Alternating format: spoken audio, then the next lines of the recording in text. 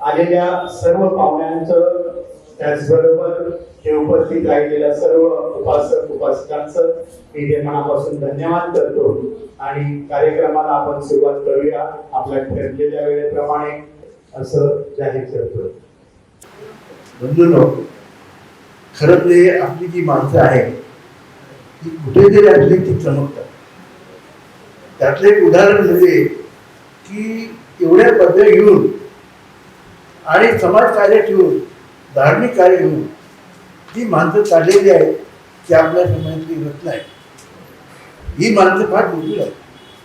खरं म्हणजे आपला समाज हा उभारलेला आहे. त्याचं कारण काय की ही माणसं वेगळ्या ठिकाणी गेलेली आहेत. पण ही जर एकत्र आली तर आपला समाज फार मोठा आहे. हा विषय असू द्या.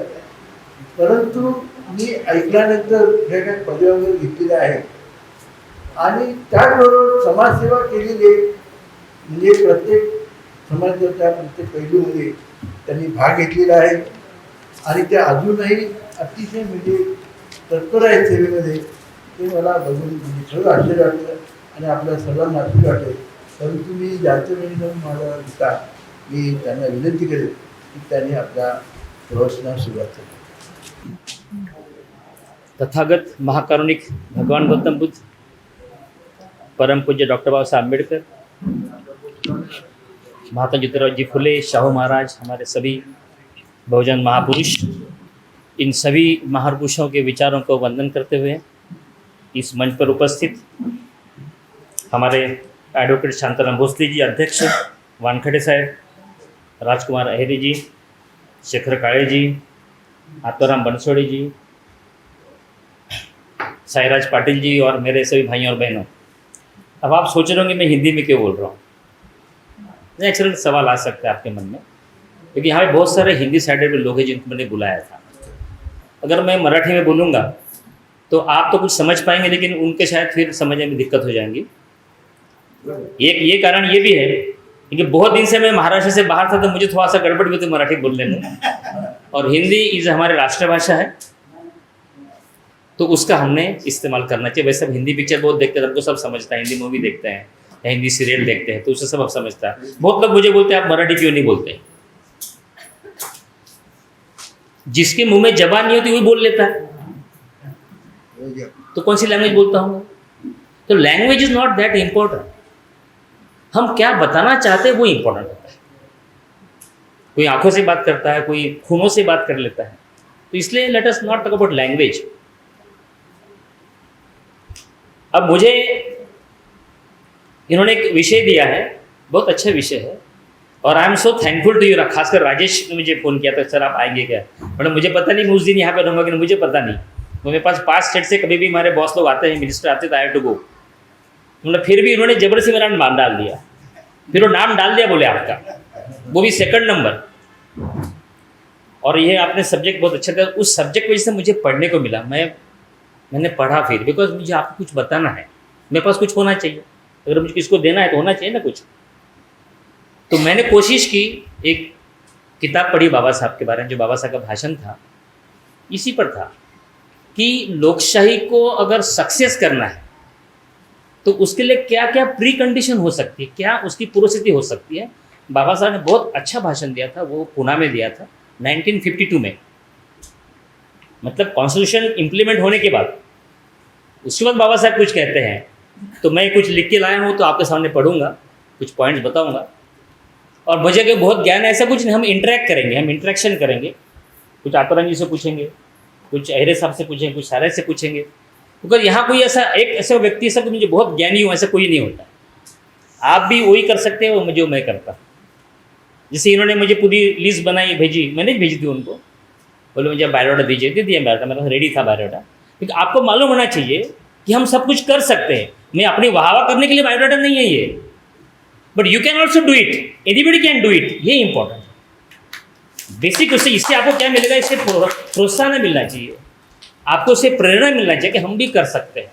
लेकिन हम क्या करते हैं आजकल, कारण बहुत देते हैं, रिजल्ट नहीं देखते. अभी मैं आते थे बच्चे को देख रहा था, अपने बच्चे बैठे हैं मोबाइल लेकर के, इंटरनेट, यूट्यूब.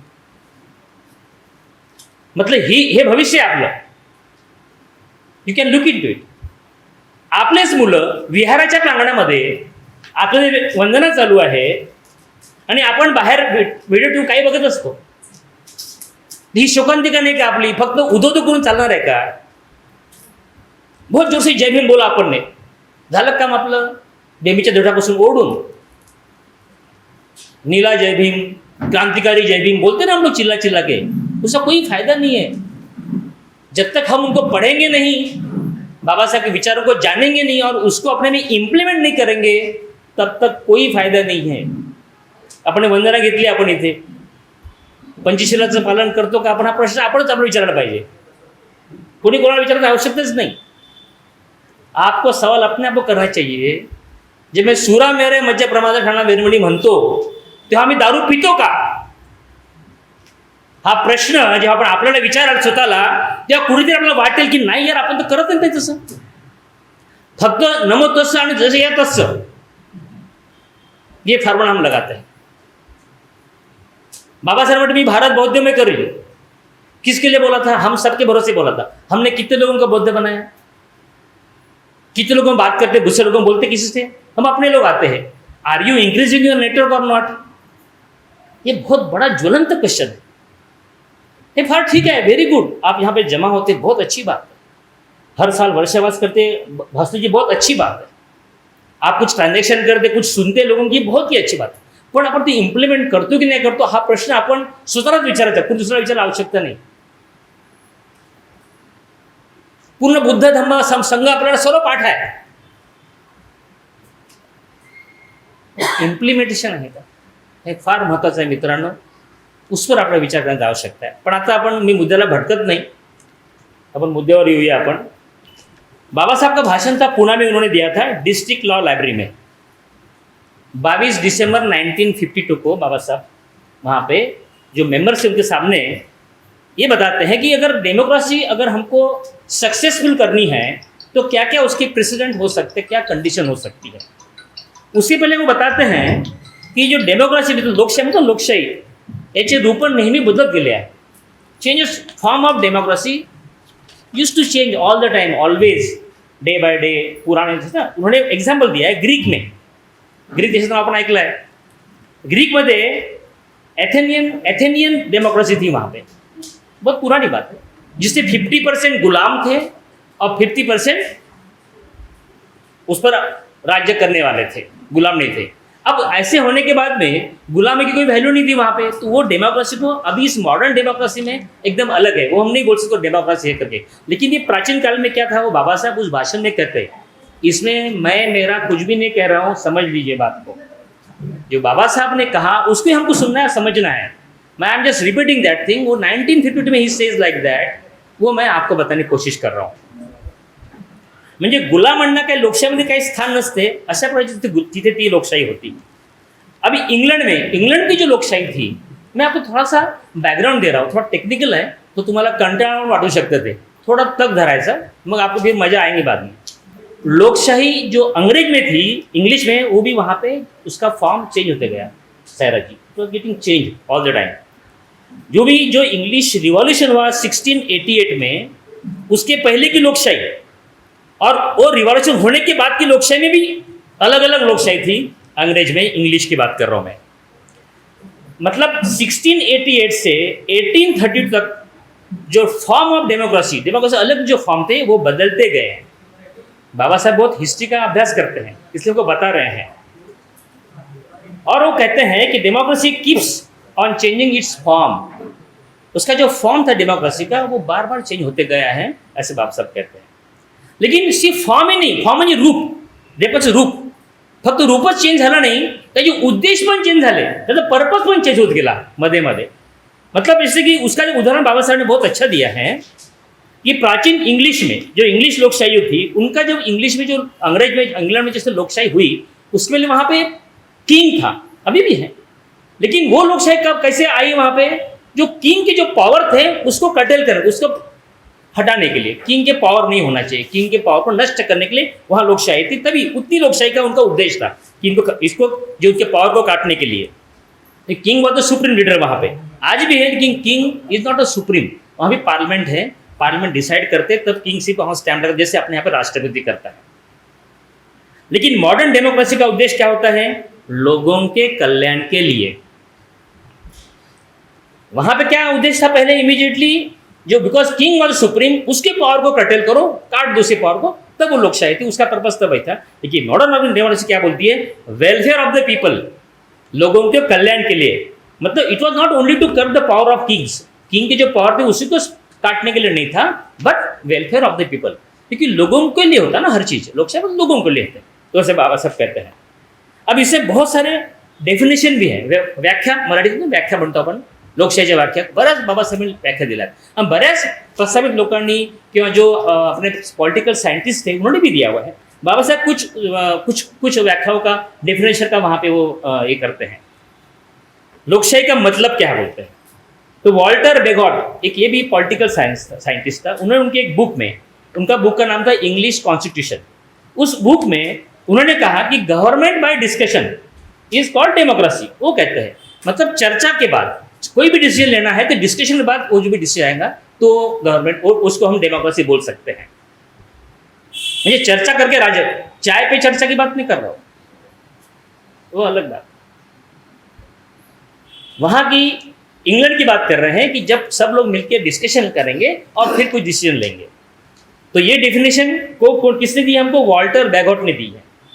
और नॉर्मली अपन सुनते हैं, सब लोग सुनते हैं कि अब्राहम लिंकन की definition of the people, for the people and by the people, म्हणजे लोगों का राज्य लोगों के लिए, लोगों ने चलाया हुआ, ये बहुत ही पॉपुलर डेफिनेशन है। अभी ऐसे अपने यहाँ पर जैसे हम भी अपने यहाँ से लोगों को इलेक्ट करते हैं और हमारे रिप्रेजेंटेटिव वहाँ जाते हैं पार्लियामेंट में, वो चलाते हैं, लेकिन वो हमने इलेक्ट किया है। हर आदमी वहाँ जा नहीं सकता, 129 करोड़ लोग वहाँ जा नहीं सकते पार्लियामेंट में। तो अकॉर्डिंगली ये पार्लियामेंट्री का जो फॉर्म होता है वैसे बनाया जाता है। तो अब्राहम लिंकन ऐसे बोलते हैं, लेकिन बाबा साहब क्या कहते हैं? ये बहुत इंपॉर्टेंट है, बाबा साहब की भी डेफिनेशन है। बाबा साहब क्या कहते हैं कि यहाँ के जो रहने वाले लोग हैं, संपूर्ण लोग, उन लोगों के आर्थिक और सामाजिक जीवन में, देखो क्या बोलते हैं, लोगों के आर्थिक और सामाजिक जीवन में आमूलाग्र बदल होना, क्रांतिकारी बदल होना, ऐसा ये फॉर्म अगर कोई सिस्टम होगा, वो भी विदाउट ब्लडशेड, एक भी खून का बूंद न गिरते हुए लोगों के जीवन में आर्थिक और सामाजिक बदलाव होना, आमूलाग्र बदलाव होना, क्रांतिकारी बदलाव होना, ऐसे फॉर्म को डेमोक्रेसी बोलते हैं बाबा साहब।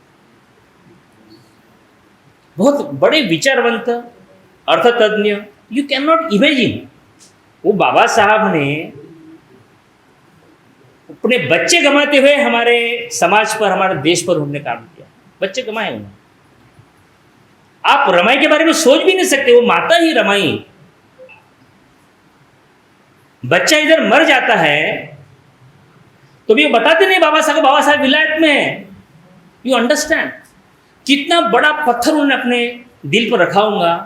आज हमारे बच्चे को खांसी होती है, बुखार आता है, हम दौड़ जाते हैं, छुट्टी लेते हैं ऑफिस से। तो उन्होंने जो बलिदान दिया है, आपण त्यांच्या पायाच्या मळ्यात सुद्धा आपली अवकात नाही आहे आपली, तर कमीत कमी आपण थोड़ा वेळ तर काढू शकतो आपल्या समाजासाठी, आपल्या देशासाठी। उन्होंने तो पूरी जिंदगी दे दी।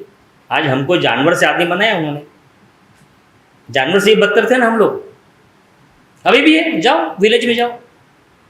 ये बात हमने कभी भी भूलना नहीं चाहिए। सिर्फ बाबा साहब को 14 अप्रैल और 6 दिसंबर या फिर ऐसे वर्षावास के दिन ही याद करना अगर है तो हम बहुत बड़ी भूल कर रहे हैं। हम बाबा साहब ने कभी नहीं कहा मेरा जय जयकार करो करके,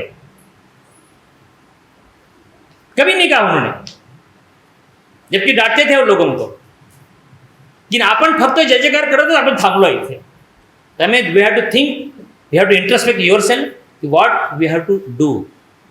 अब वो तो आने के रहे, आने वाले नहीं है वो। ना बाबा साहब आएंगे, ना महात्मा फुले आएंगे, भगवान गौतम बुद्ध नहीं आएंगे, कोई महापुरुष आने वाले नहीं है। आप और हमारे से कोई बनने वाला है, तो अकॉर्डिंगली हमको काम करना होगा। नहीं तो ये लोगों ने अपना तैयारी करके रखी है, हमारे विरोधी लोगों ने। They are working day to day, काम करते हैं वो लोग, संडे भी काम करते। लेकिन हमारा संडे फंडे होता है, हमारा संडे मतलब मटन हमको चाहिए, मतलब चाहिए। और ये लोग जिनको आवश्यकता नहीं है, ये सिस्टम को बरकरार करने के लिए पूरी मेहनत करते हैं, तो हमें उनसे सीखना चाहिए। तो मेरा कहने का मतलब ये है कि जो बाबा साहब जो कह रहे हैं हमें कि वो क्या चाहते हैं कि fundamental changes in the social and economic life of people, और लोगों ने उसको एक्सेप्ट करना चाहिए। ऐसे फॉर्म को डेमोक्रेसी कहते हैं, लोकशाही कहते हैं वो। फिर अभी जो फॉर सक्सेसफुल डेमोक्रेसी, जो लोकशाही को यशस्वी करने के लिए, सफल बनाने के लिए क्या क्या पॉइंट्स हो सकते हैं, उसके बारे में बाबा साहब आगे चर्चा करते हैं। क्या क्या कंडिशन प्रेसिडेंट हो सकते हैं, म्हणजे पूर्वस्थिती क्या हो सकते, ह्या अटी आहे, मराठीला म्हणतो अटी दिल्या बाबासाहेबांनी। ह्या जर अटी जर आपण पूर्ण झाल्या, आपण म्हणू शकतो की आपली डेमोक्रेसी आपण सक्सेसफुल आहे। वो क्या बोलते हैं बाबा साहब, पहले अट है उनकी कि there should not be no glaring inequalities, मतलब सोसाइटी में, समाज में इनइक्वालिटी नहीं होना चाहिए, असमानता नहीं होना चाहिए। अगर असमानता है मतलब हमारे डेमोक्रेसी सक्सेसफुल नहीं है। अभी there should not be any oppress people, there should not be any suppress people, there should not be any oppressor. म्हणजे आहेरे आणि नाहेरे हे दोन गट आहेत ना, ज्यांच्याकडे खूप आहे, ज्यांच्याकडे काहीच नाही। जे आहेरे लोक असतात, जो प्रस्थापित लोग होते हैं, जो मनोवादी लोग होते हैं, जो ब्राह्मणवादी लोग होते हैं, I would add into that, वो जो हमारे ऊपर जो अत्याचार करते हैं यहाँ के बहुजन समाज पर, ऐसा नहीं होना चाहिए, ऐसे बाबा साहब कहते हैं। सैरज ji, there should not be no glaring inequalities. Glaring म्हणजे एकदम स्पष्ट, देयर शुड बी थोडी बहुत होती है विषमता, पण एकदम ग्लेरिंग नसायला पाहिजे असं ते म्हणतात। लेकिन हमारे यहाँ पे स्थिति आप सब देखते हैं हम क्या हो रहा है यहाँ पे। जब से हमारा कॉन्स्टिट्यूशन लगा उसके बाद भी डेफिनेटली हमारा फायदा उसमें हुआ नहीं हुआ ऐसी बात ही नहीं है। इसलिए आज मैं आपके सामने खड़ा हूँ, बोल सकता हूँ, सुन सकता हूँ। नहीं तो हम तो सुन भी नहीं सकते थे, ना देख पाते थे हम पहले। It is because of constitution only, और वही बाबा साहब के अथक परिश्रम से हुआ है।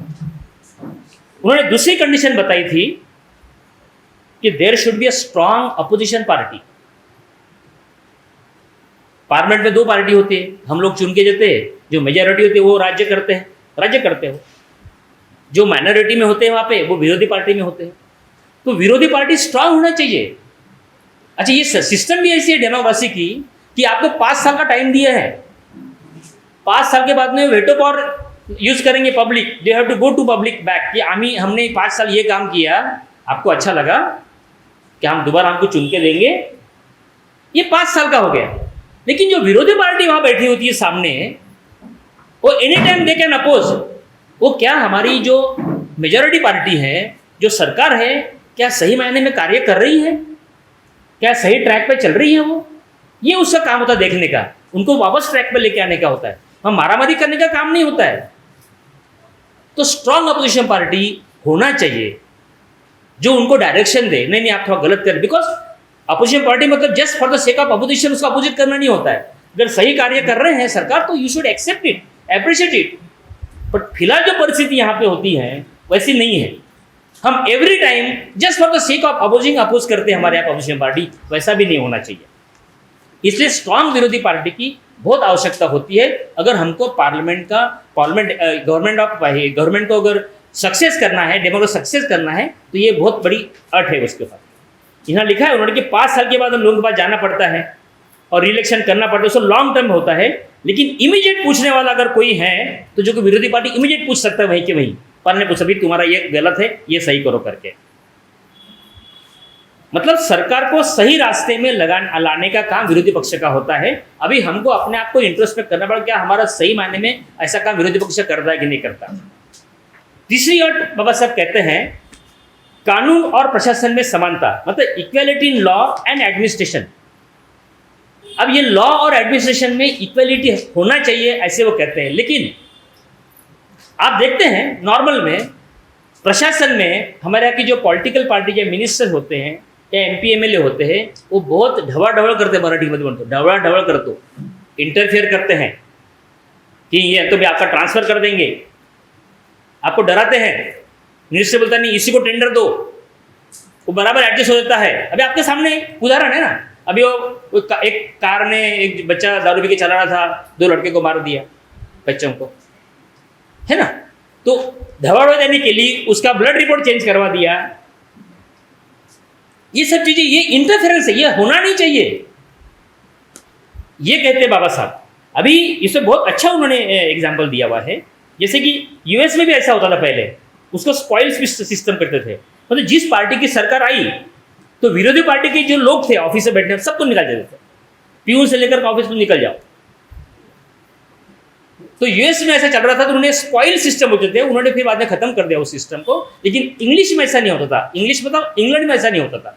इंग्लैंड में एक पॉलिटिकल ऑफिस अलग होता था और पब्लिक ऑफिस अलग होता था, जैसे हम पब्लिक सर्वेंट है हम लोग, तो सो that they can be permanent.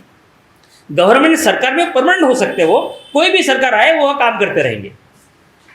देखिए अभी भी हम कभी कभी देखते हैं राज्यों में, राज्य की सरकार जब आती है तो इमीडिएट वहां के सब लोगों को ट्रांसफर कर देते हैं। It is exactly, it is called interference. मतलब पॉलिटिकल जो मिनिस्टर्स है या जो भी इसमें पावर में है, वो बीच में इंटरफेयर करके लोगों को हटा देना, मतलब अपने लोगों को रखना। तो इसका मतलब कहीं ना कहीं मोरलिटी का डिस्टर्ब वहां पे गड़बड़ है, तो ये वहां पे ऐसा नहीं होना चाहिए बोलते हैं। अभी आप सब जानते क्या होता है, हर जगह ये सब चीजें होती हैं। तो administration must not be interfered by the government. ये गवर्नमेंट का काम क्या होता है, सरकार का पॉलिसी डिसीजन लेना, ऐसे डिसाइड करना हमको ये करना है वो करना है, उसको इंप्लीमेंट और एग्जीक्यूट करने का काम होता है एग्जीक्यूट लोगों का, जो गवर्नमेंट ऑफिसर्स होते हैं उनका काम होता है। और वो काम नहीं आप इधर पहले करो, हमारे डिस्ट्रिक्ट के उस गांव में पहले काम करो, ऐसे बोलने वाले लोग होने की वजह से वो वहां पे हो सकता है कि डेमोक्रेसी मतलब धोखे में आ सकती है, ऐसे बाबा साहब कहते हैं। बाद में चौथा पॉइंट है, बहुत अच्छा पॉइंट है ये, ऑब्जर्वेंस ऑफ कॉन्स्टिट्यूशनल मोरालिटी। मतलब संवैधानिक नीतिमत्ता का पालन होना चाहिए। संवैधानिक नीतिमत्ता के बारे में बाबा साहब ने बहुत अच्छा एग्जाम्पल दिया है। मतलब संविधान में लीगल प्रोविजन तो होते हैं, कानून होता है ना सभी जगह, लेकिन वो कहते हैं कि जस्ट लाइक स्केलेटन, मतलब जस्ट लाइक हाडाचा सांगाडा आहे म्हणतो तो। हाडाचा सांगाडा आपण बघतो ना, आपण एक्सरे मध्ये फक्त हाड दिसत आपले, पण त्या हाडाने फक्त काम होऊ शकत नाही, त्याच्यावर मांस असायला पाहिजे। मांस जब होता है उसके ऊपर फ्लैश होता है, तब वो सांगाडा का उपयोग होता है। तो बाबा साहब ये कहते हैं कि जो फ्लैश है, जो फ्लैश ऑफ स्केलेटन को वो कॉन्स्टिट्यूशन मोरालिटी बोलते हैं। फ्लैश ऑफ मतलब जो मांस है, एक्चुअल मांस नहीं, आप समझ लीजिए, आपको हम you have to think like that कि अगर वो है तो उसको कॉन्स्टिट्यूशन मोरालिटी बोलते हैं। उसका एग्जाम्पल जब देंगे तो आपको समझेंगे। आपको जॉर्ज वॉशिंगटन का नाम हम सब जानते हैं, अमेरिकन के फर्स्ट प्रेसिडेंट हो। अमेरिका में भी बहुत सारे यादवी युद्ध हो चुके थे, तभी वहां इंग्लिश किंगडम भी चलता था। जो ब्रिटेन है ना, इंग्लिश इतना सा छोटा सा देश है, वो अमेरिका में राज्य करता था। अमेरिका ऐसा देश है, वहाँ सब लोग अदर लोग आपको वहाँ के जमा हो गए थे विदाउट कोई अमेरिकन बेसिकली कोई रिसोर्स, वहाँ सोर्स नहीं है बेसिक। बाहर गांव से लोग, बाहर देश से लोग आगे वहाँ स्थापित हो गए, क्योंकि उन्होंने वहाँ पे देखा कि ये राजा का पावर बहुत चलता था। तो उन्होंने वहाँ पे काफ़ी लड़ाई हुई, वहाँ पे यादवी युद्ध हुआ, उसमें जॉर्ज वॉशिंगटन ने काफ़ी मेहनत की थी। He was a leader of the American people, और लोग उनको उनका गॉड मानते थे, जिसे हम बाबा साहब का हम गॉड बोलते हैं ना। नहीं करना चाहिए, लेकिन हम बाबा साहब को गॉड बना के हम दीवार पे टेका दिया, है ना, सुबह शाम बाबा साहब। मैं एक बार रिक्शा में खड़ा था लाइन पे, बहुत ही लाइव एग्जाम्पल, राजेश लाइन अपनी 6 डिसेंबर, मैं भी लाइन में खड़ा था, 3 लड़के पीछे, यंग लड़के कॉलेज के, वो बोल रहे थे कि बाबा साहब को मैं मांगूंगा ये कि बाबा साहब मेरे को ना 12वीं परीक्षा पास कर देना है।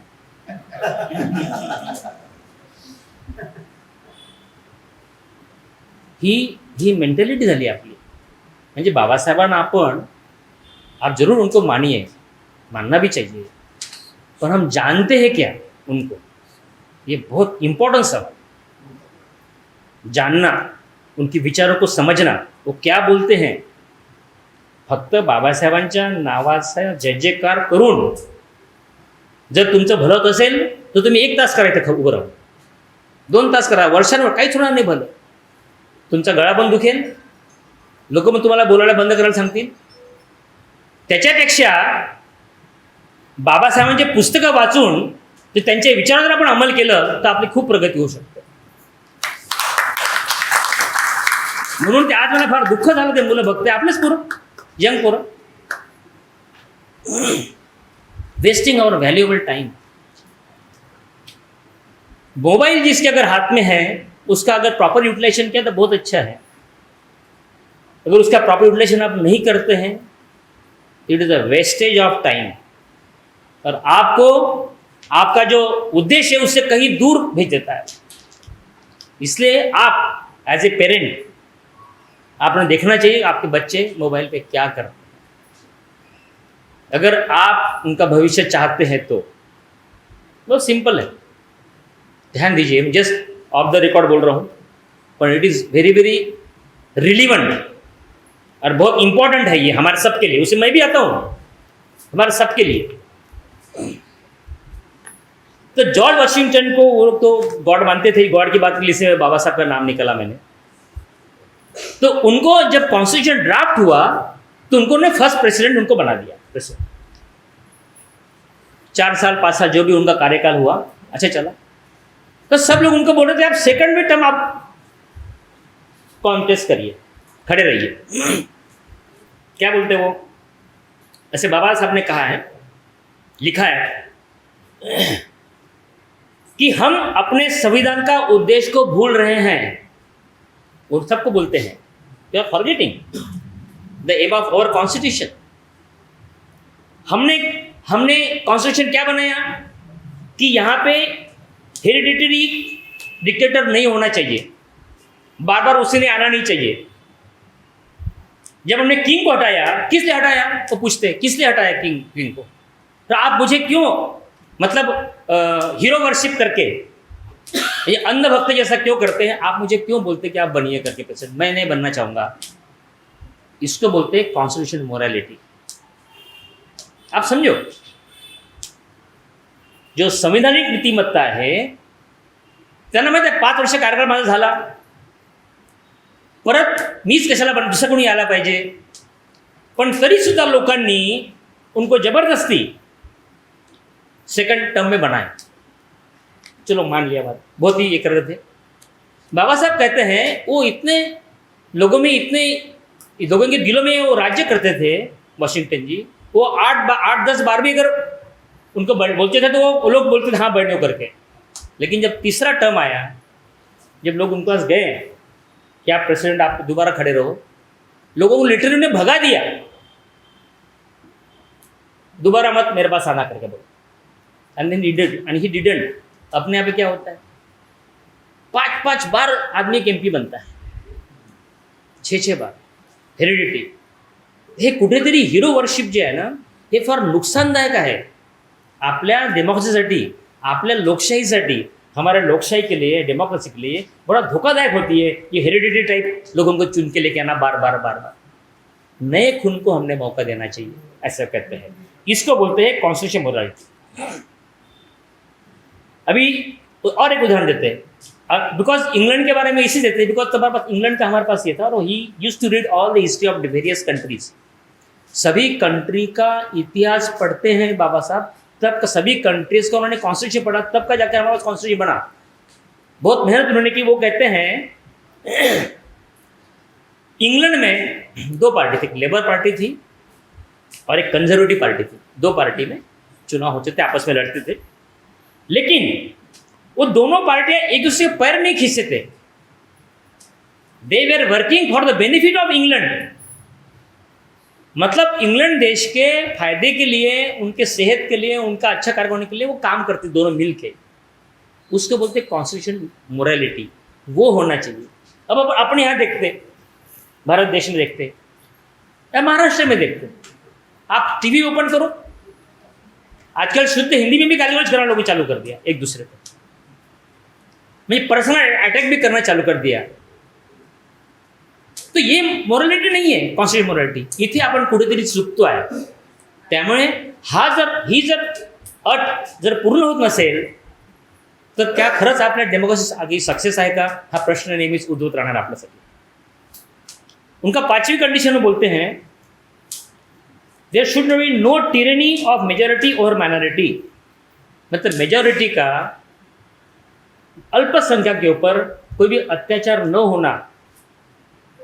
मेजॉरिटी में तो कौन सी मेजॉरिटी, एक कम्युनिटी मेजॉरिटी भी होती है, दूसरी पॉलिटिकल मेजॉरिटी भी होती है।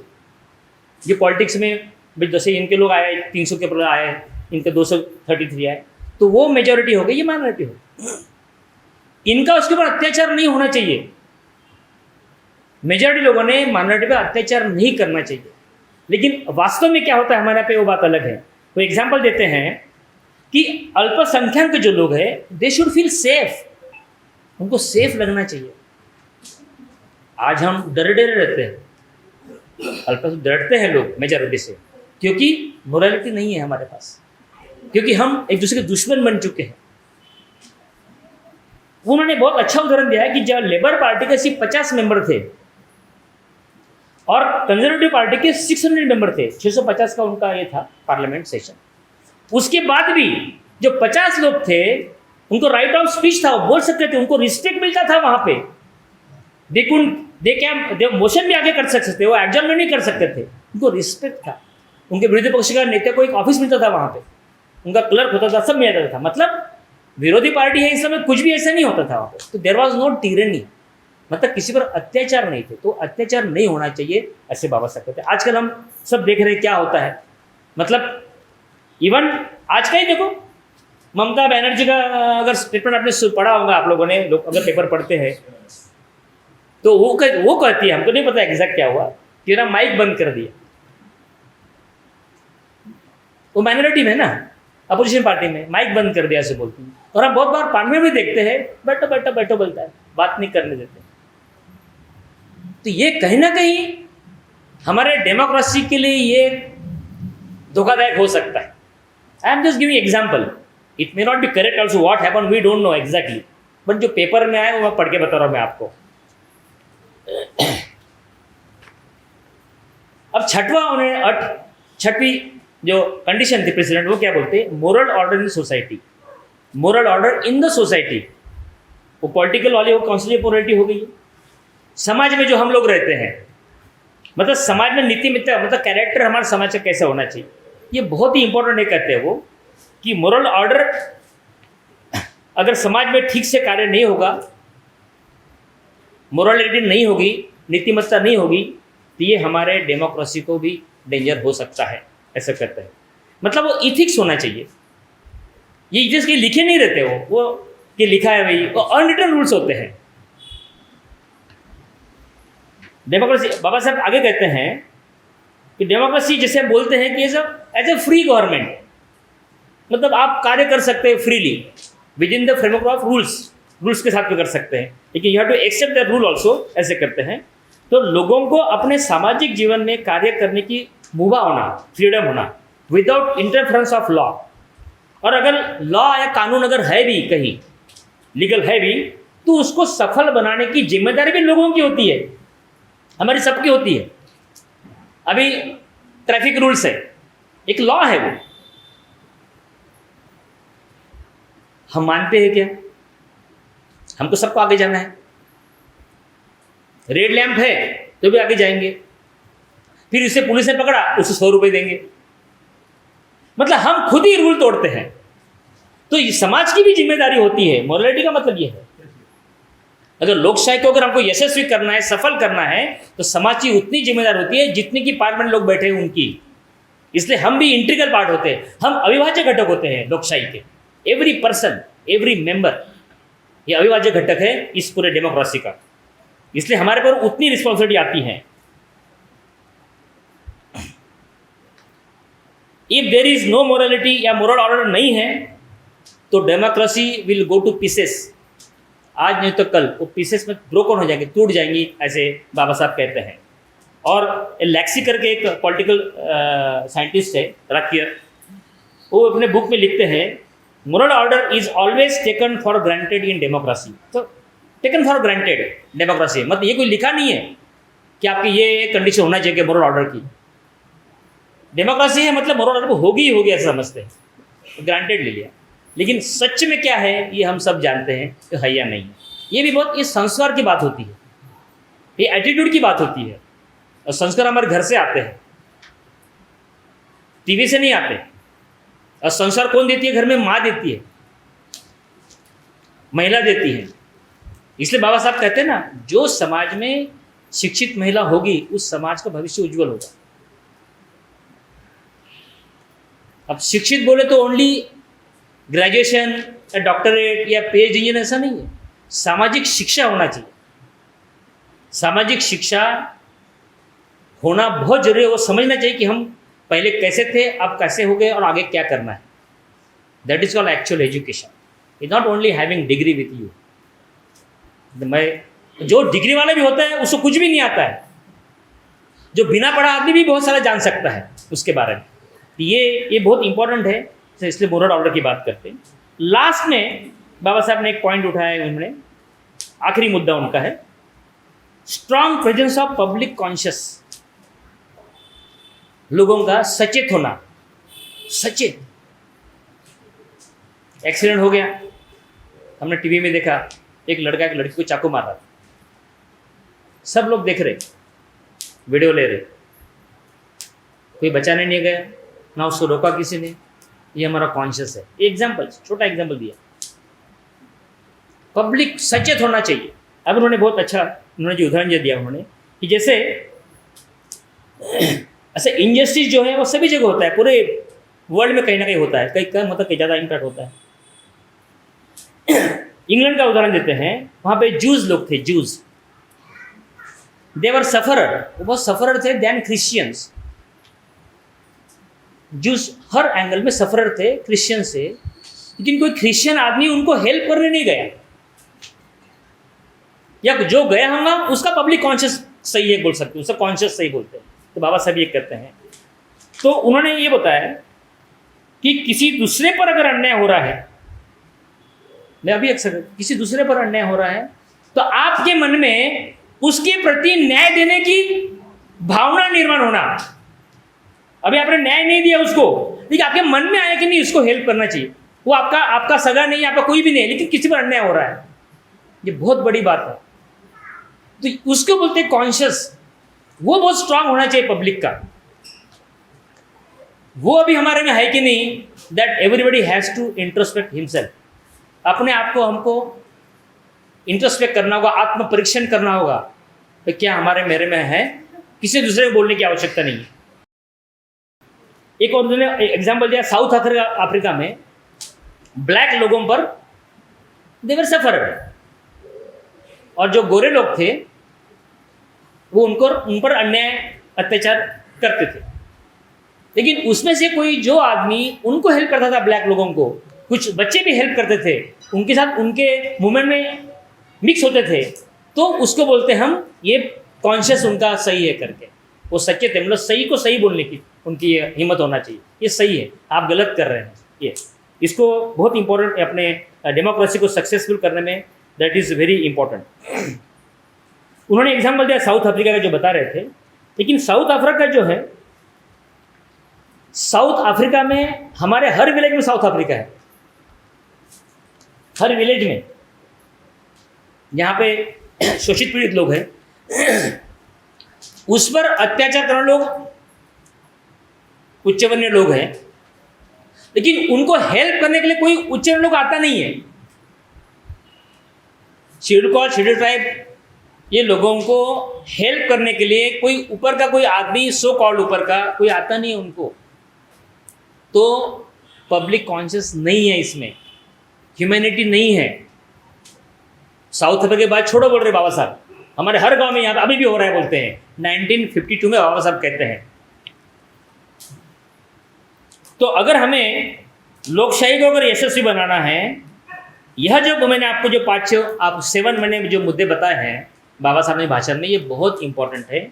इसलिए बाबा साहेब को जो अपेक्षित लोकशाही मंजूर दिया, जो विषय तुम्हाला दिला होता, त्या विषयामध्ये हे 7 पॉईंट जर आपण त्याचा आपण विचार केला, ते 7 पॉईंट जर असते त्यामध्ये, वहाँ होते, तो हमारी डेमोक्रेसी सक्सेसफुल हो सकती है, ऐसा हम बोल सकते हैं।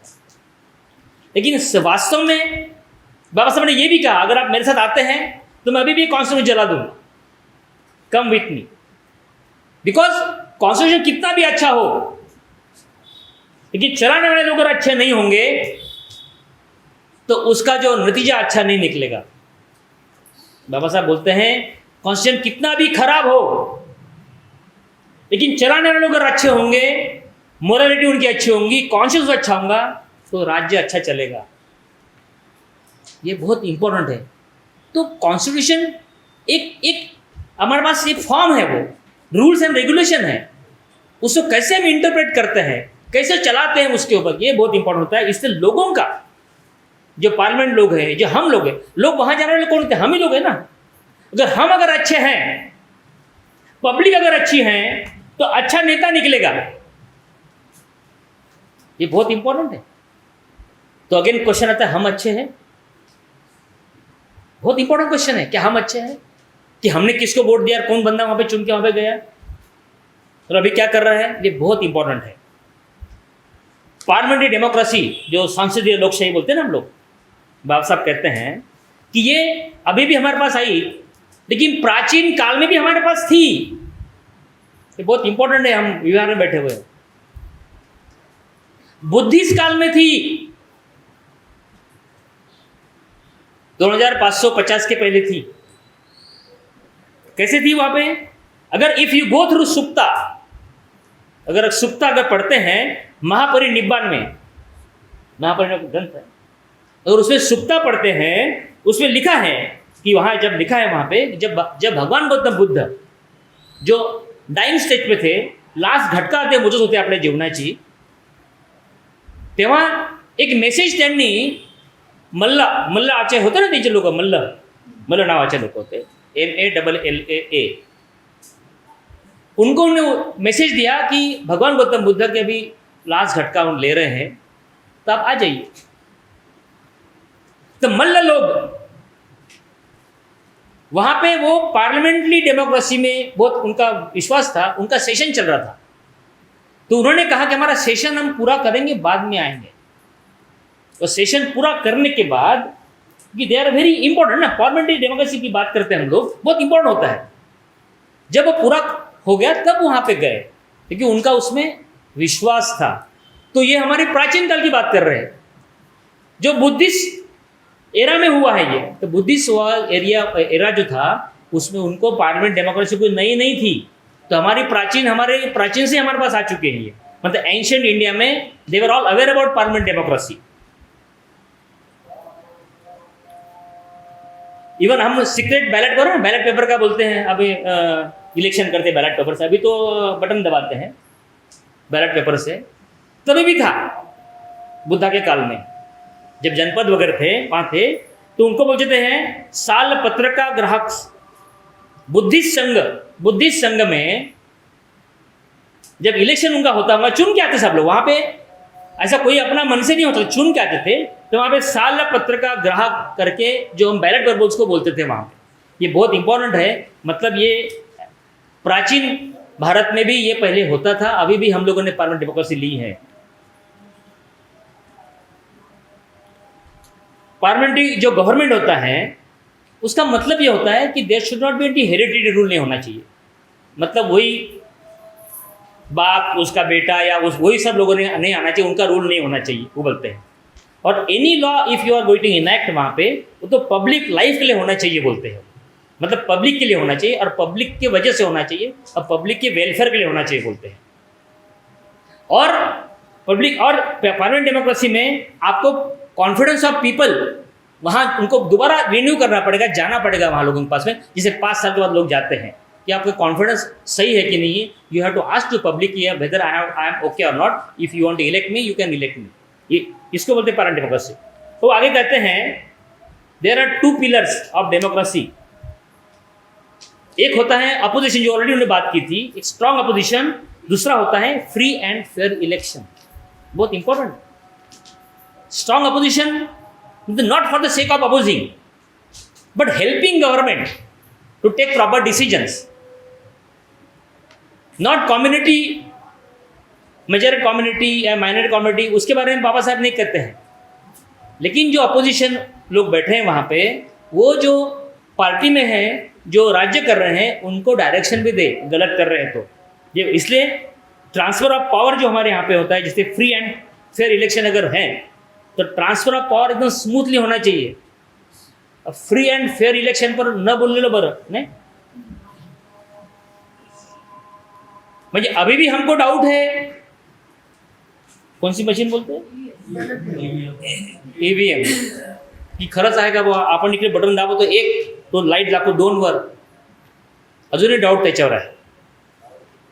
इसलिए free and fair election is very very important. ऐसे होकर पहले क्या था, किंगडम में क्या होता था, पहले राज्य होते थे ना, जैसा राजा मर गया तो 2-3 मर्डर वहां होते थे. खून होना ही चाहिए. अब अभी हिस्ट्री खोल के देखो आप, 2-3 खून होने के बाद में फिर एक आदमी आता है, फिर राजा बन जाता है बाद में. मर्डर होना ही होना था, ऐसे कहते हैं वहां पे. और अभी हमारे यहाँ पे क्या होता है, businessman they are interfering. Adani लो, अंबानी लो, दे आर पेइंग मनी. वो पैसे देते हैं पॉलिटिकल पार्टी को. अभी तो हमने सुना है बॉन्ड, बहुत सारे बॉन्ड है, सबको मालूम हो गया इतने लोग पैसे देते कर पार्टी को.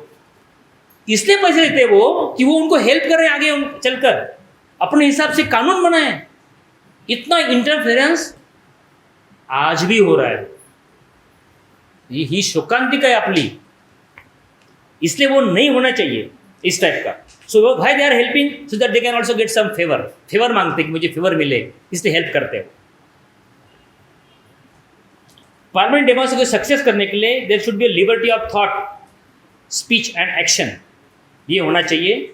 हम जो बोलते हैं उसको हमारा फ्रीडम होना चाहिए, ऐसे वो कहते हैं. नॉर्मली जैसे बहुत लोग, जैसे हमको बहुत अभिमान लगता है हम डेमोक्रेटिक कंट्री में हैं. फॉरेनर आते हैं जो डिप्लोमेटिक बोलते हैं, what a great country India, great prime minister, great democracy, ऐसे बोलते हैं. डिप्लोमेटिक उनका होता है, वो जब बैठते हैं डिनर में खाना खाने के लिए तो ऐसे बोलते हैं. बाहर भी जाके बोलते हैं बहुत बड़ा हमारा कंट्री है, हाई बहुत ही अच्छी डेमोक्रेसी, ऐसे बोलते हैं. बाबा साहब क्वेश्चन करते हैं, is there a democracy in India? Asking question, है या नहीं है बोलते हैं. तो बोलते कोई सकारात्मक उत्तर नहीं दे सकता. इस बात का कोई भी पॉजिटिव आंसर नहीं दे सकता. तो सही में डेमोक्रेसी, अगर हम ये अर्थ को अगर ध्यान देते हैं तो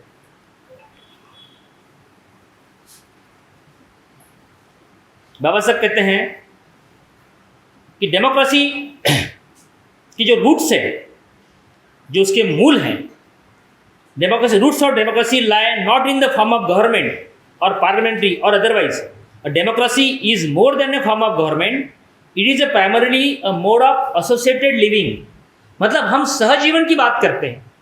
क्या यहाँ का व्यक्ति, भारत देश का व्यक्ति एक दूसरे के साथ में व्यक्ति जैसा व्यवहार करता है? सहजीवन, एसोसिएटेड ऑफ लिविंग. तो बोलेंगे हाँ सही है.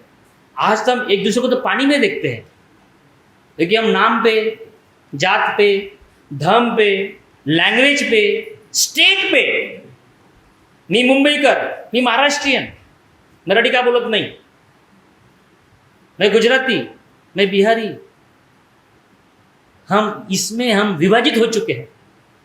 इसलिए बोलते हैं कि फॉर्म ऑफ डेमोक्रेसी का जो सहजीवन होना चाहिए हमारा सबका.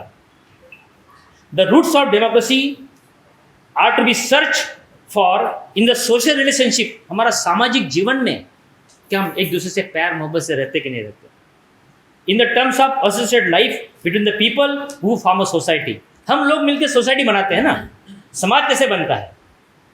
जानवर तो नहीं होता है समाज में, हम ह्यूमन बीइंग है. यहाँ के रहने वाले सब लोग क्या एक दूसरे के साथ में प्यार मोहब्बत से रहते हैं? ये बहुत बड़ा सवाल बाबा साहब कहते हैं, और ये आज भी बरकरार है. अगर एक दूसरे के साथ नहीं रहते हैं तो कारण क्या है? ऐसी क्या चीज है कि वो एक साथ नहीं रहना चाहते हैं? इसका कारण है, बेसिक रीजन है यहाँ की कास्ट सिस्टम. और ये चैलेंज है हमारे भारत देश के लिए. हम कितना भी बोलो हम नहीं करते, लेकिन हम मन में मन करते रहते हैं. बिकॉज कास्ट ये नोशन है, ये मेंटेलिटी है कि हम पकड़ नहीं सकते कास्ट को, खींचे में डाल सकते नहीं कास्ट. जब कोई आदमी का ट्रांसफर होता है वहां कहीं भी ऑफिस में, पहले उसका नाम देखा जाता है, बाद में उसे कास्ट देखा तो कौन से कास्ट का होगा ये? ही आपली शोकांतिका आहे भारत देशाची. पेपर में येतात लिख के की वधू पाहिजे, वर पाहिजे, SC ST OBC क्षमस्व. ही आपली मेंटॅलिटी आहे आपल्या देशातल्या लोकांची. आणि आपण म्हणतात हम लोग क्या बोल रहे हैं, हम लोग हाँ सुपर पावर बन रहे हैं, विश्व गुरु बनने जा रहे हैं. एक दूसरे को हम पानी में देखते हैं, ऑनर किलिंग करते हैं. कल के आज के पेपर में सैराट मूवी देखा ना आप लोगों ने, सेम हॅपन आपल्या इथे जवळच. म्हणजे कुठे आपली नीतिमत्ता कुठे गेली आपली? जस्ट बिकॉज त्यांनी लग्न केलं म्हणून, जस्ट बिकॉज ते एका जातीचे नाही म्हणून. इथे कुठेतरी आपल्या सर्वांना कार्य करावं लागेल. ये जो मेंटालिटी को अगर दूर करना है, क्योंकि भारत देश का प्रॉब्लम भ्रष्टाचार, बेरोजगारी, अत्याचार नहीं है. भारत देश का प्रॉब्लम है कि इस देश में हजारों साल से एक ही वर्ग के हाथ में सत्ता है, हजारों साल से दूसरा वर्ग पीड़ित रहता है, शिक्षित पीड़ित रहता है. और it is because of caste system. और कास्ट एक दो नहीं है, 6,700 प्लस कास्ट है हमारे पास में. पर्पसफुली डाली हुई कास्ट है. अगर इसको अगर नष्ट करना है तो इस विषमता भरी परिस्थिति में जो इस विषमता से पीड़ित लोग हैं, जो हम लोग हैं, SC ST OBC लोग हैं, वो लोगों ने आगे आकर प्रस्तावित लोगों के साथ में वैचारिक लड़ा हमको देना होगा. माता फुले ने बताया हमको, फरोड़ा बताया, शुद्ध अतिशुद्ध वर्षे शेठजी भटजी. मारामारी नाही, वैचारिक लढा. तर सत्य आपल्याकडे आहे. सत्य काय आहे? आपल्या कॉन्स्टिट्यूशनचे जे 4 मूल मंत्र आहेत, liberty, equality, fraternity and justice, स्वतंत्र, समता, न्यायता और बंधुता, ये बहुत इंपॉर्टेंट है. और ये तीनों चीज सूत्र जो है वो एक दूसरे साथ मिक्स है. वो liberty cannot be, it cannot be diverse with equality, equality cannot diverse with fraternity. Fraternity अकेली काम नहीं कर सकती है जब तक दोनों साथ में नहीं काम करते हैं. बहुत इंपॉर्टंट. पण याच्यावर आपला समाज निर्माण होऊ शकते. आणि याच 4 प्रिन्सिपलवर बाबासाहेबांनी कॉन्स्टिट्यूशन लिहिलेलं आहे, राज्यघटना लिहिलेली आहे. आणि हे जे 4 सूत्र आहेत, हे सूत्र बाबासाहेबांनी बुद्धाकडून घेतले आहेत.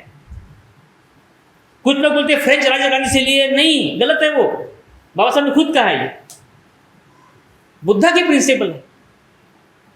तो दोस्तों, तो अल्टीमेटली क्या होता है, अगर यहाँ की डेमोक्रेसी को अगर हमको सक्सेस करना है, बाबा साहब को अगर एक अपेक्षित ये था कि यहाँ के लोग प्यार मोहब्बत से रहेंगे या रहेंगे, तो ये बहुत इंपॉर्टेंट है. कास्ट बेस्ड सोसाइटी होने की वजह से ऊपर को मान है, नीचे को अपमान है. और हर को लगता है मैं ऊपर हूं किसी के, मैं किसी के तो ऊपर हूं. हमारे ओबीसी भाई को लगता है मैं तुम्हारे ऊपर हूं, एसटी को ऊपर हूं, एसटी को मैं एसटी के ऊपर हूं, एसटी में और निकालो आप, महा अतिशूद्र निकालो. मग डेमोक्रेसी की सक्सेस कैसे हो सकता है? ये बाबा साहब का बहुत बड़ा सवाल है. इसको कौन करेगा सक्सेस? क्वेश्चन यही आता है अल्टिमेट. आपण लोक आहे, आपण आपला रोल प्ले करतो का? हा फार महत्वाचा प्रश्न आहे. सकाळपासून रात्री झोपेपर्यंत, मतलब आपके लिए सुबह से लेकर रात को सोते तक हम क्या करते हैं, इसका विश्लेषण आपने आंखें बंद करके करना चाहिए. पूछना चाहिए कि मैं क्या करता हूं. सिर्फ और सिर्फ बाबा साहब और हमारे महापुरुषों का जय जयकार करने से कुछ होगा, आप समझ लो यू आर मिस्टेकिंग, आप गलत कर रहे. इसलिए दोस्तों, हमारे महापुरुष तो आने के रहे, वो अभी नहीं आने वाले. आप में से सावित्रीबाई फुले बनेंगी, आप में से रमाबाई बनेंगी, आप में से बाबा साहब बनेंगे, आप में से फुले जी बनेंगे, आप में से शाहू बनेंगे, आप में सब बनेंगे. और आप बन सकते हैं. We can not replace them, हम उनको रिप्लेस नहीं कर सकते, but we can play little little role at least. थोड़ा थोड़ा काम हम कर सकते हैं. फिर क्या करना है काम? क्या करना आहे? सिंपल आहे. पहिल्यांदा आपण त्यांनी लिहिलेले पुस्तक वाचून काढा. त्यांनी फार मोठा खजाना लिहून ठेवला है, बहुत बड़ा खजाना रखा है उन्होंने लिख के. वो पढ़ के निकालो आप लोग मेरे भाइयों बहनों, आज और अभी पढ़ के निकालो. कल किसी ने देखा है? हमको नहीं पता मैं घर पहुंचने वाला है कि नहीं, मुझे नहीं पता. राजेश लेके जाएगा गाड़ी में बैठ के, पता नहीं. तो आज और अभी, कल भी नहीं, सुरू करो. स्टार्ट. कोणतं पुस्तक वाचायचं आहे सुरुवातीला? बहुत सिंपल है. एक गुलामगिरी नातं पुस्तक है, माता ज्योतिराव फुले जी ने लिखा हुआ, जिनको बाबा साहब ने गुरु माना है. बाबा साहब के जात के नहीं है, ओबीसी समाज के. ये बहुत इंपॉर्टेंट बात है. यहाँ कोई जात बीच में नहीं आती. बाबा साहब ने जो 3 गुरुओं को माना है, भगवान गौतम बुद्ध जो क्षत्रिय समाज के थे, संत कबीर जिसकी जात का पता नहीं, माता ज्योतिराव फुले ओबीसी समाज के, उनके तत्व, उनके प्रिंसिपल तो ह्यूमन वैल्यू पे थे, मानवीय मूल्य पर थे, समानते पर आधारित. तो त्यांचं पुस्तके वाचून काढा गुलामगिरी. तेव्हा तुम्हाला कळेल की आपला बहुजन समाज कसा गुलामीत कार्य करत होता. प्रस्तावित लोगों ने कैसा उनसे कार्य कर दिया. मतलब उन्होंने बहुत सारे अवतार की बात है. वरा अवतार, डुक्कर, वरा म्हणजे डुक्कर ना, त्यातून माणूस पैदा होऊ शकते का? मत्स्य अवतार, मच्छी से आदमी निकल सकता है. म्हणजे असे बऱ्याच काही ज्या मनगढ़ंत कहानियां अभी भी चल रहा है, उसको उजागर करते हैं. 1867 में 70 की बात कर रहा हूं. महात्मा फुले अकेले वो लड़ते हैं इस समाज के विरोध, व्यवस्था के विरोध, विषमता के विरोध. तब उनको डर नहीं लगता. अपने वाइफ को ही पढ़ाते, सावित्रीबाई फुले को पढ़ाते, और पढ़कर वो शिक्षिका बनती है, वो दूसरे को पढ़ाती है, लोग ऊपर पत्थर मारते हैं. हम सब जानते हैं, हम हिस्ट्री सब हमको मालूम है. हम दो भी करते नहीं, बहुत अच्छा कार्य किया. फिर अपने आप को देखना, हम क्या कर रहे हैं? क्या हम कुत्ते बिल्ली हैं? वो भी जी रहे हैं, जिंदगी काट रहे हैं ना. वो भी पैदा होते मर जाते, और पैदा करते मर जाते. आप और हम क्या करते हैं? वही कर रहे हैं. आपको मनुष्य का जीवन प्राप्त हुआ है. उस मनुष्य के जीवन को आप उसको अच्छा राह दिखा सकते हैं, अपने आप में बदल कर सकते हैं, अपने आप में चेंज कर सकते हैं. उसके लिए आपको ये गुलामगिरी पढ़ के निकालो. और आप भी, जो हमारी जो संस्था है यहाँ पे, केंद्र है, आप देते भी होंगे. आई एम वेरी हैप्पी कि you have given this opportunity to interact with you. आप लोगों को गुलामगिरी पर, या दूसरे पुस्तक है बाबा साहब का एनालिसिस ऑफ कास्ट, जाति भेद को नष्ट कैसे कर सकते हैं. जाति भेद की बात करते हैं हम लोग कि जाति भेद को नष्ट करना ये तो मेंटालिटी है, at the back of mind में होता है. उसकी मानसिकता को नष्ट करना तो इतना मामूली बात नहीं है, पर इम्पॉसिबल पर नहीं है. वो कर सकते हैं. किताब पढ़ के निकालना पड़ेगा, एनालिसिस ऑफ कास्ट, जो बाबा साहब का भाषण था, लाहौर में देने वाले थे वो 1930 में. जात पात तोड़क मंडल के लोगों ने बुलाया था वहां पे कि आप आइए. जात पात तोड़क मंडल, जात पात को तोड़ने वाला मंडल. उनको बाबा साहब काफ़ी सोशल में काम करते, उनको बुलाते हैं. जब उनको उन्होंने बुलाया तो बाबा साहब का भाषण पहले उनको देना पड़ा. उन्होंने लिख के दिया उन्हें, तो उनको बड़ा स्ट्रांग लगा. अब उन्होंने कुछ चेंजेस करो उसमें, बदल करो उसमें. बाबा साहब ने कहा कि मैं कॉमा और फुल स्टॉप भी चेंज नहीं कर सकता. उन्होंने एक शब्द यूज नहीं किया. वो पोस्टपोन हुआ, अभी भी पोस्टपोन हुआ, अभी हुआ ही नहीं उसके बाद में. लेकिन वह जो बाबा साहब का भाषण था, वो ग्रंथ रूप में उन्होंने प्रकाशित किया. वो हर लैंग्वेज में पब्लिश है, सारी दुनिया पढ़ती है. दोस्तों, हम सिर्फ एनालिसिस कास्ट के बुक को सर पे लेके नाचते हैं. बाबा साहब ने लिखा, बाबा साहब ने लिखा. हमारे बाबा साहब, हमारे तुम्हारे क्या है, वो सबके बाबा साहब है, राष्ट्र निर्माता है. हमने इधर लगा दिया बस बाबा साहब. उनको इधर डालना जरूरी है डोक्यात. भावनिक नाही व्हावं लागतं आपल्याला. काय जबी म्हटलं काहीच होत नाही हो, सांगतो तुम्हाला मी. आदर असायला, आदर. उनके वजह से आज हम यहाँ पे जिंदा. वो नहीं होते तो आज हम यहाँ नहीं होते. राष्ट्र निर्माण की बात की बाबा साहब करते, सबके लिए. हिंदू कोड भी लिखा है बाबा साहब ने, यहाँ के हर महिला के लिए लिखा हुआ है, जो महिला शूद्र थी यहाँ पे. और महिलाओं ने तो बाबा साहब को हर रोज पूछना चाहिए, ऐसा किसी ने कहा है, केतकर ने कहा है मेरे ख्याल से।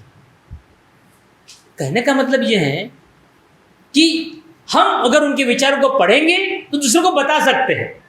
मैं भी जो आपको बताया अभी पढ़ के आया, 3 बार पढ़ा, लिखा, नोट्स लिखना पड़ता है, समय देना पड़ता है। नहीं तो हम किताब देते आप लोगों को, आप पढ़ते नहीं है, बोलना पड़ता पढ़ा किताब भाई आपने? मेरे ऑफिस से किताब रखी रहती है, मैं जो भी अपना आदमी होता है उनको बताइए किताब पढ़ो, फिर मैं पूछूंगा आपको, बोलता हूँ पढ़ा कि नहीं पढ़ा। भी क्या करेंगे, जबरदस्ती करना पड़ता है। यहाँ भी आप लोग ऐसे ही, बहुत अच्छा आपकी जगह है, इतनी अच्छी स्पेस है, यहाँ पे हर संडे के दिन एक किताब का चैप्टर पढ़ो सब मिलके, उस पर चर्चा करो। यू विल एनलाइटन, तो मजा आएगा आपको, करते होंगे आप।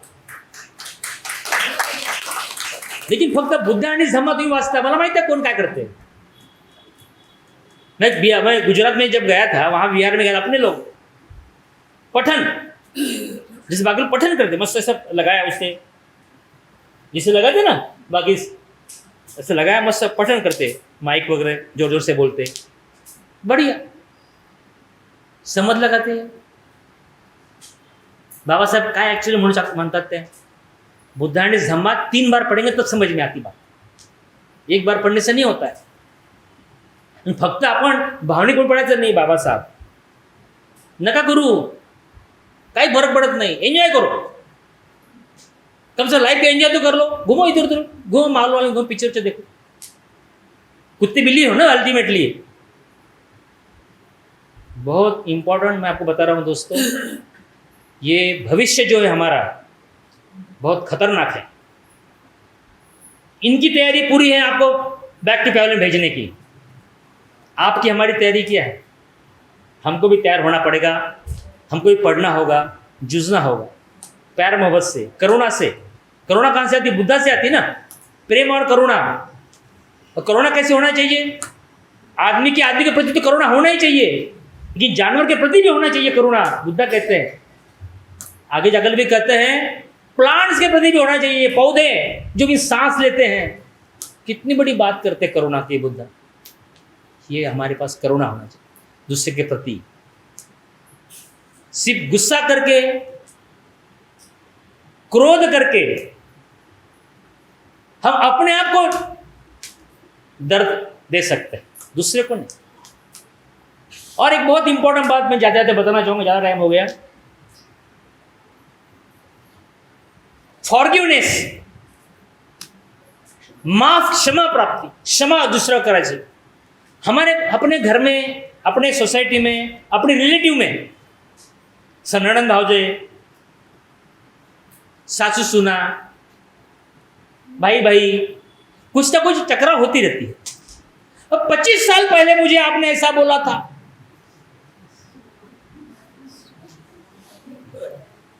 25 वर्षापूर्वीची गोष्ट वो याद रहते, वो भी नेगेटिव। तो क्षमा करना सीखो। आपने भी बहुत सारी गलतियां की होंगी, आपने भी किसी को हर्ट किया होगा, और करते ही हम। क्षमा मांग लो, कोई फर्क नहीं पड़ता। क्षमा मांगने के लिए बहुत बड़ी ताकत चाहिए। आई एम सॉरी बोलने के लिए भी ताकत चाहिए। वो ताकतवान बनो, हिम्मतवान बनो और क्षमा करो लोगों को। उससे अटक मत जाओ, लॉक मत करो लोगों को। उससे मैं ऐसा कहा था, मैं ऐसा करूंगा, कोई फायदा नहीं। जिस दिन आप सबको माफ कर देंगे, उस दिन आप चैन की नींद सोएंगे। आज तक करके देखो आप। मैंने खुद एक्सपीरियंस किया है। मैं भी इसमें जो ऐसा बोला मैं ऐसा करूंगा। बुद्धा कौन बोलते हैं? बुद्धिस्ट बोलते हैं अपने आप को, बुद्धा के फॉलो करते हैं। प्रेम और करुणा कुठे गेली तुमची? सो अयरे जी, थैंक यू वेरी मच। आपने मुझे मौका दिया आप लोगों से इंटरेक्ट करने का, मेरे माताओं से, मेरे भगिनों के साथ में, मेरे दोस्तों और भाइयों के साथ में। और मौका मुझे पढ़ने का भी मिला उसी बहाने। मैं बहुत पहले पढ़ा था ये, और मेरे पास 10 साल पुराना लिखा भी था मैंने, ये मैंने ऑलरेडी दिया था। त्यामुळे डेमोक्रेसी के बारे में मेरी भी जानकारी बहुत ज़्यादा हुई, क्योंकि और जिसको आप पढ़ेंगे उसको शेयर करना सीखो, लोगों को बताओ ऐसा है, तो आपका ज्ञान और वृद्धित होता है, बढ़ते रहता है। तो आपको सभी को इस वर्षाबास के दुसऱ्या पुष्प मराठी येत नाही मला लवकर जास्त पुष्प गुंफताना मला अत्यंत आनंद होत आहे आणि मला असं वाटते की तुम्हाला काही समजलं असावं. जो नहीं समझा वो इससे सुन के इधर से निकालने में कोई दिक्कत नहीं है, वो आपके हाथ में. दो कान होते हैं ना. जो भी थोड़ा बहुत लगा होगा कि इन्होंने ये बोला तो उसको अपने आप में आत्म परीक्षण करो और आज से और अभी से बच्चों के ऊपर ध्यान दो क्योंकि education is very very important. और सही रास्ते में चल रहा है नहीं चल रहा है ये पेरेंट्स का काम होता है. आप भी समय निकाल के, समय सबके पास 24 घंटा ही होता है, समय निकाल के किताब पढ़ना चालू करो. बाबा साहब महात्मा फुले का जो विचार है वो अपने आप डालने की कोशिश करो. और कोशिश जब आता है, शब्द वापस आ गया कोशिश, कि कोशिश करने वालों की हार नहीं होती बोलते हैं ना. डुबकियां सिंधु में गोताखोर लगाता है, जा जा कर खाली हाथ लौट आता है, लेकिन उसकी मुट्ठी खाली नहीं होती क्योंकि कोशिश करने वालों की हार नहीं होती. लेट अस डू द कोशिश. Thank you very much. जय भीम, जय भारत.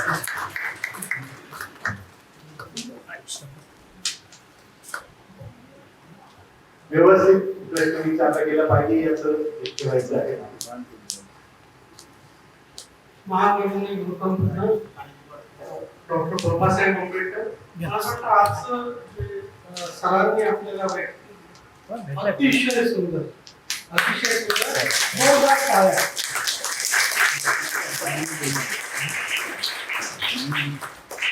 आणि भारतीय प्रजातंत्राबद्दल किंवा डेमोक्रेसी बद्दल जे सरांनी सांगितलं त्याचं एक वेस्टर्न थिंकर आहे जॉर्ज बेरॉड शॉ.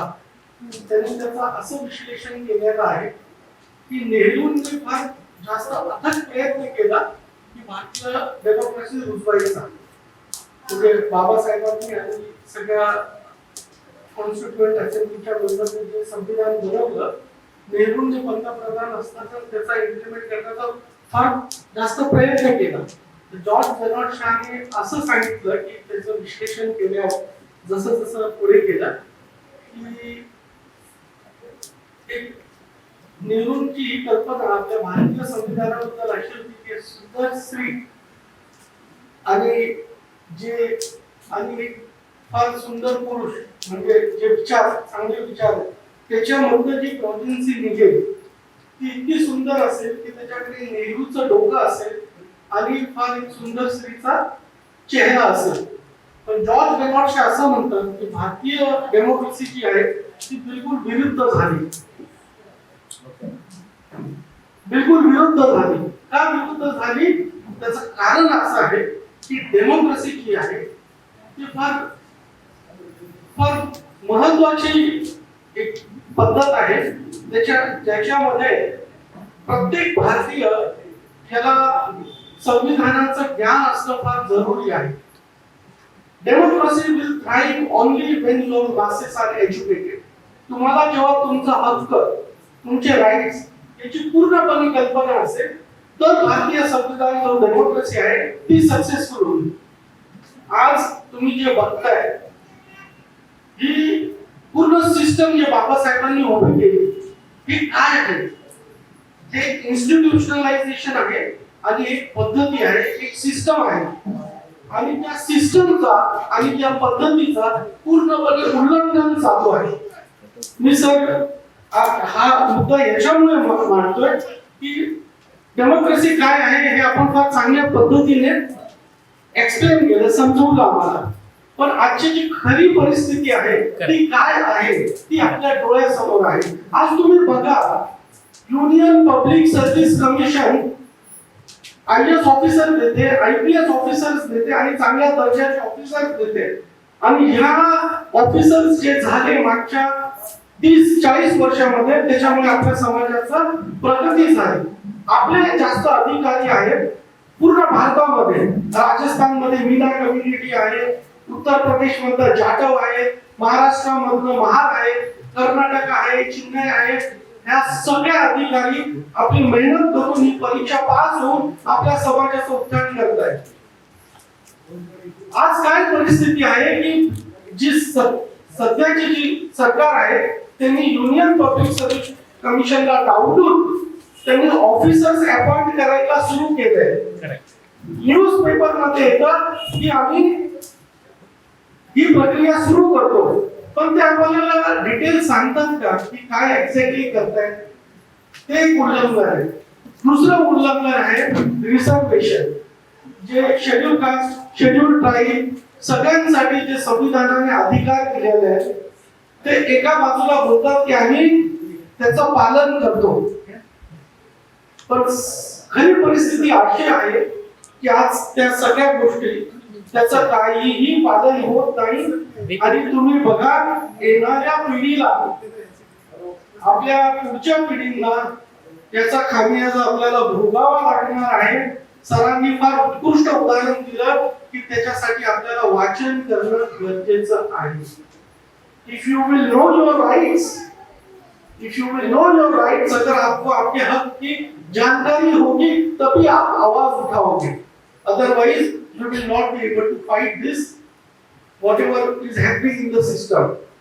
आणि एक सगळ्यात महत्त्वाचा विषय सर आपण जो सांगितला, सगळ्यांच्या निर्देशनास सांगून दिला की संविधान आपलं जे आहे ते कुठे ना कुठे बुद्ध धर्म त्याच्या प्रिन्सिपल्सवर आधारित आहे. जे काही बुद्धाने आपल्याला टीचिंग्स दिलेले आहेत, फिलॉसॉफी दिलेली आहे, त्याच्यावर आपलं संविधान आधारित आहे. आज काय होतंय तुम्ही बघताय की ज्यांच्या हातामध्ये सत्ता आहे ते याला अपोज करतायत. पायऱ्या पायऱ्यावर या सिस्टमचं ते उल्लंघन करतायत आणि ते त्यांची विचारधारा जी आहे ती आणण्याचा पूर्ण प्रयत्न करतायत. जे काही आज आपल्या समोर होतं, मला वाटतं आज सगळे आपण YouTube बघतो, ठीक आहे वाचन कमी झालं असेल पण सगळ्यांना माहिती आहे की काय आहे सध्याची परिस्थिती.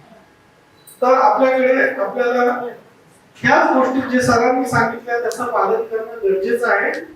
आपल्याला आपलं वाचन करणं गरजेचं आहे. आपले जे राईट्स आहेत त्याच्याबद्दल आपल्याला समजणं गरजेचं आहे. नुसतं इमोशनल होऊन चालणार नाही. माझे बाबासाहेब इथपर्यंत पोहोचलं, मला वाटतं सर सगळ्यात चांगली आपण टीचिंग दिली. धन्यवाद. आमच्या सांस्कृतिक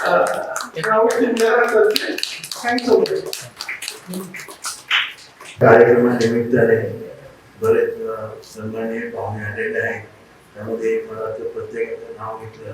आमचे आत्मा भरपूर आहे, काय नाव आहे आमचे अध्यक्ष गंगावणे समिती मंडळ आहे. असे अनेक लोक आहेत, मंडळे आहेत. BSNचे ऑफिसर आहे. ऑफिसर आहे. म्हणजे आम्हाला खूप कौतुक वाटतं की ही सगळी मंडळी आधीचे आलेली आहे आणि पाटील साहेबांचं भाषण ऐकण्यासाठी खरोखर म्हणजे ही जी एज्युकेटेड मंडळी आहे ही इथे येऊन जे आपलं ज्ञान कार्य करतात, ग्रहण करतात, फार महत्वाची गोष्ट आहे. आणि त्यांनी असे वारंवार जर ते आले आमच्याकडे, जी आमची जे लोक आहेत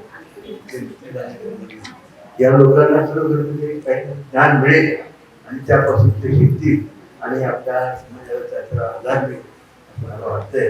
आणि मला मी राजकीय करतो त्याने